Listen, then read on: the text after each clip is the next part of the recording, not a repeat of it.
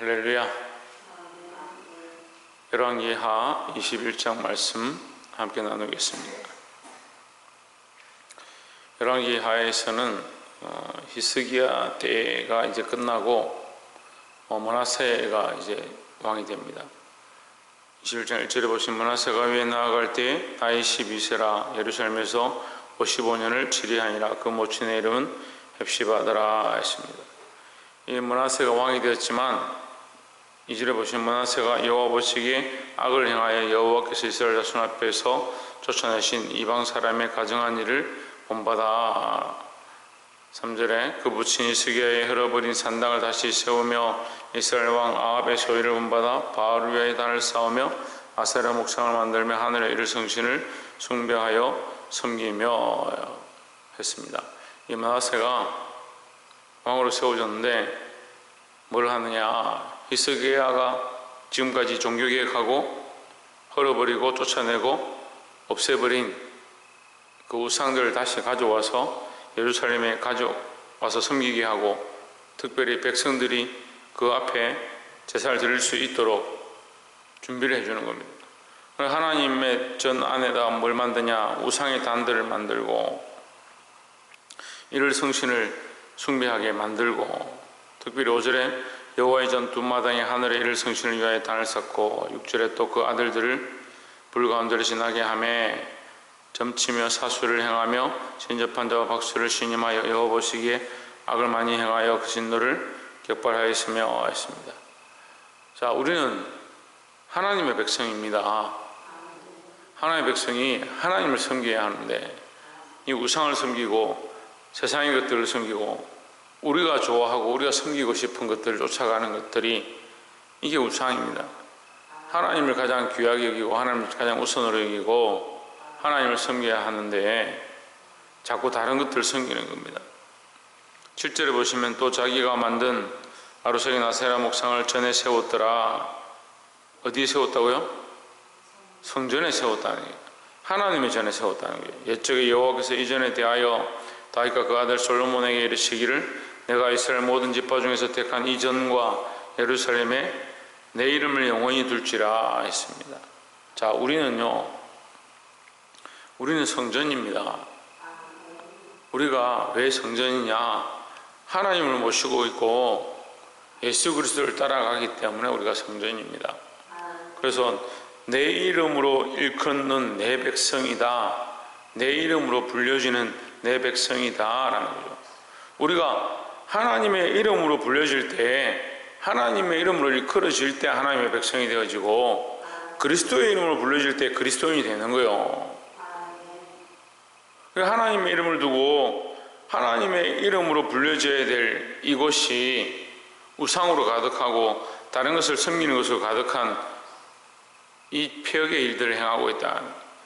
성전이면 뭐하고 교회면 뭐하고 하나님의 성도들이라고 일컬어지면 뭐하느냐? 우리가 하나님의 이름을 두지 아니하고 그리스도를 위한 삶을 살지 않으면 헛된 일을 하고 있다는 거죠. 여러분, 우리가 이것을 보아야 합니다. 우리가 하나님의 백성이고 우리가 그리스도의 이름으로 일컬어질 때, 그리스도께서 가신 삶을 따라 살아갈 때 우리가 비로소 드디어 거룩한 자들이고 하나님의 백성들이고 그리스도인이 된다라는 겁니다. 하나님의 이름을 빼버리고 그리스도의 이름을 빼버리고 그리스도의 그 십자가의 길을 가지 아니하고 하나님의 영광을 구하지 않는다면 우리의 살고 있는 이 삶이 뭡니까? 이 므낫세가 우상을 섬기게 하는 것과 똑같다라는 거예요. 자기를 위하여, 자기 영광을 위하여, 자기의 목적을 위하여, 자기의 즐거움을 위하여 하나님을 배반하고 믿음의 삶을 살고 있다 하지만 자기를 위해 혹시 살아가고 있지 않은가? 우리 스스로를 다 점검하고 하나님의 이름을 위하여, 그리스도를 위하여 사시기를 주의 이름으로 축원합니다. 두 번째 보시면 12절에 그러므로 이스라엘 하나님 여호와가 말하노니 내가 이제 예루살렘과 유다의 재앙을 내리리니 듣는 자마다 두 귀가 울리리라 했습니다.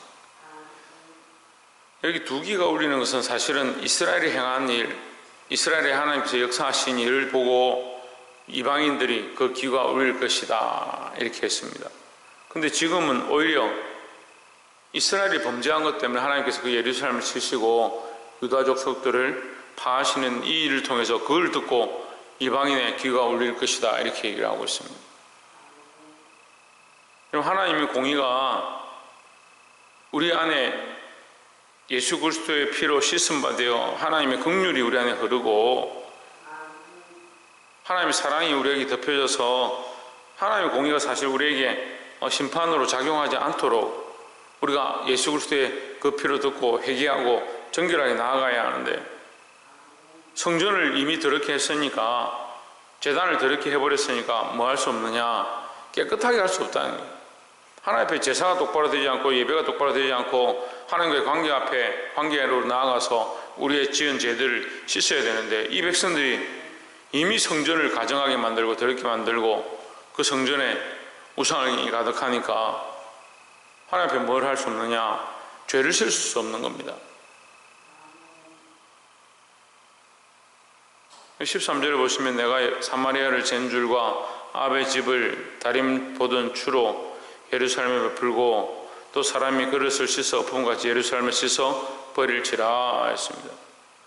자, 이스라엘 백성이 하나님 앞에서 이 제단 앞에 나와 자기 죄를 씻을 수 있도록 그 기회를 허락하셨고 그 제단을 주셨는데, 그 여호와의 성전을 더럽혔으니까 그들이 더 이상 씻을 수가 없죠. 씻을 수 없기 때문에 뭐가 작용합니까? 씻을 수 없기 때문에 뭐가 작용해요? 공의가 작용하는 거예요. 이해가 안 되세요?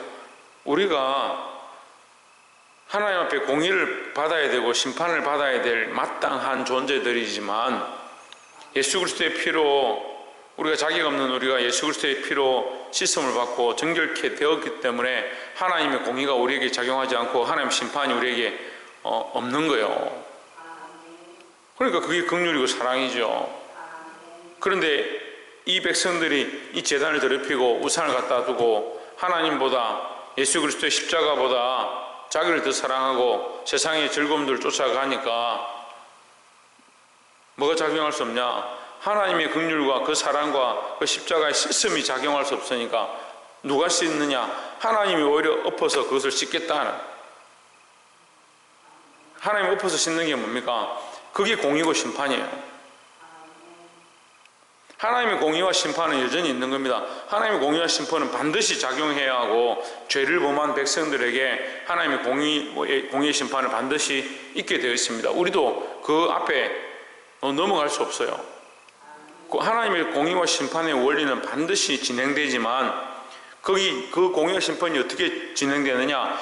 예수 그리스도의 십자가의 은혜를 믿는 자, 그 앞에 죄 씻음을 받은 자는 이미 씻겨졌으니까 공의와 심판으로 씻을 필요가 없는 거죠. 그 씻어짐이 공의의 심판의 원리를 덮어서 끝나버리는 거죠. 그런데 우리가 이 죄를 씻지 못하고 회개하지 못하고 우리 죄를 하나님 앞에 토설하지 못하면, 이 회개하고 토설하고 내놓는 것이 힘들고 어렵지만 이걸 내놓아야 이 공의와 심판이 작용하지 않는데, 이걸 회개하지 않고 온전히 하나님 앞에 나아갈 수 없게 되면 하나님의 공의가 작용하게 할 수밖에 없다는 거죠. 하나님께서 이 심판을 피할 방법들을, 이 은혜를 주시고 우리에게 넘어갈 수 있는 기회들을 허락하셨는데, 다른 것으로 성전을 더럽히고 하나님의 이름으로 일컬음을 받을 백성들이 예수 그리스도의 십자가의 피로 씻음을 받고 그 십자가를 쫓아서 따라가야 될 백성들이 그렇게 살지 않음으로 말미암아 뭐가 작용하느냐? 내가 다림추와 아합을 재던 다림추, 그 우상을 섬기던 그 아합의 집에 내가 이 말씀의 공의로 심판했다. 그 심판을 내가 이 집에 작용할 것이다. 그 말씀하시는 거잖아요. 14절에 내가 나의 기업에서 남은 자를 버려 그 대적의 손에 붙인 즉 저희가 모든 대적에게 노략과 겁탈이 되리니 했습니다. 노략과 겁탈이 된다. 빼앗긴단 말이야. 빼앗기는 겁니다. 자신도 빼앗기고 자신이 가진 것도 빼앗기고 자신의 삶도 빼앗기게 된다는 거예요. 그러면 이 노력과 겁탈의 이 말 단어가 뭐냐면 끊어진다는 거예요. 끊어진다는 의미를 가지고 있는 겁니다. 내가 가지고 있는 것들을 빼앗겨버렸기 때문에 내 다음에게 줄 게 없다는 거예요. 내가 믿음을 가지고 하나님과의 관계 안에 하나님 주신 복을 가지고 있으면 내 자녀에게, 내게 주신 영혼들에게, 내게 맡긴 생명들에게 이 하나님의 권위와 왕의 권위와 왕의 자녀의 이 권세를 물려줄 수가 있는데, 다시 말하면 이 복음을 물려줄 수 있는데 이걸 빼앗겨버렸으니까, 제 시스템과 은혜의 자리를 물려줄 수 있는데 이걸 빼앗겨버렸으니까 물려줄 수가 없는 거죠.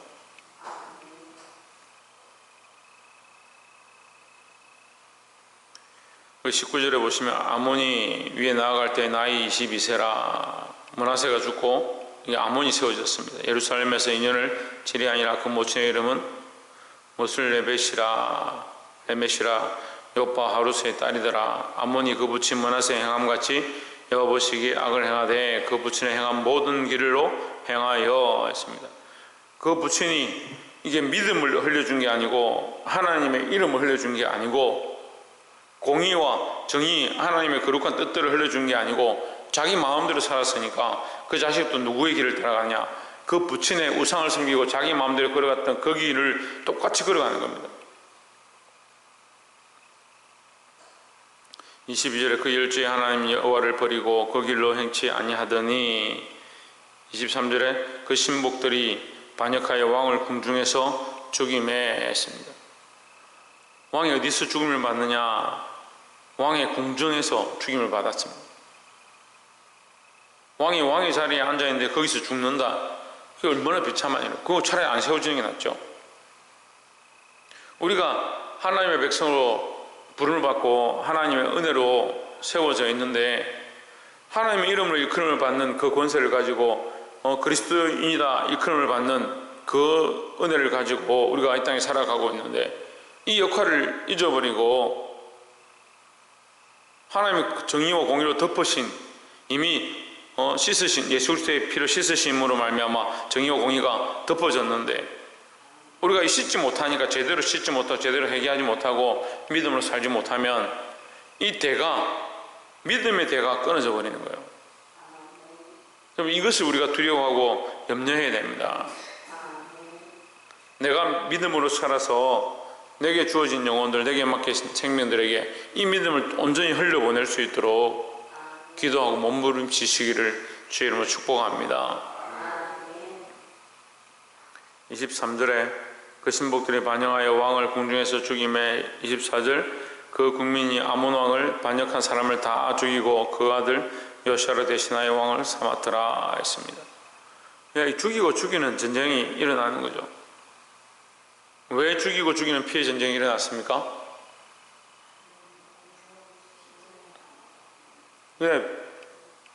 제단에서 흘려야 될 피, 제단에서 제물을 가지고 흘려야 될 그 피를 하나님 앞에 온전히 하나님의 이름이 두신 곳에서 흘리지 못하니까 어떻게 합니까? 그 피의 대가가 실제적인 삶에서 일어나는 겁니다. 그러니까 처음에 말씀드린 것과 똑같아요. 우리가 하나님 앞에 회개할 수 있고 예수 그리스도의 이름으로 그 십자가의 피로 재씻음을 받을 수 있고 그 은혜와 긍휼을 주셨는데, 온전히 회개하지 아니하고 자꾸 자기를 위해서 단을 쌓고 자기를 위하여 우상을 섬기고 자기를 위하여 세상에 즐겨하는 것들을 쫓아가니까 하나님의 이 만드신 성전의 역할과 원리가 되어지지 않는, 작동하지 않는 겁니다. 그러니까 이 피값을 어디서 묻느냐? 이 왕에게서 묻는 겁니다. 근데 그 왕이 죽었는데 그 아들이 왕이 되어도 그 아들에게 믿음의 대를 이어주지 못하고 하나님의 이 거룩한 뜻을 흘려보내지 못하니까 그 자식도 똑같이 이 악행을 행하는 겁니다. 그러니까 누구에게 피값을 묻습니까? 그 왕에게 피값을 묻는 겁니다. 그리고 피의 보복들이 일어나는 겁니다. 말씀을 맺겠습니다. 하나님 우리에게 성전을 허락하시고 예수 그리스도의 이름을 허락하시고 그 앞에 나와 기도하며 회개할 기회들을 주셨습니다. 우리가 날마다 엎드려 회개해야 하며 우리의 죄들을 주님 앞에 내려놓아야 될 줄 믿습니다. 우리가 세상을 바라보고 내가 원하는 것들을 쫓아가면 결국 심판이 있다는 것을 기억하고, 우리에게 심판이 없는 것은 우리가 그리스도의 이름을 믿고 죄와 사망의 법이 아니라 생명의 성령의 법 안에 있기 때문입니다. 우리에게 주신 이 특별한 은혜, 이것을 기억하고 이 은혜가 흘러가도록, 이 믿음이 흘러가도록 늘 믿음 안에 사시기를 주의 이름으로 축원합니다. 기도하겠습니다.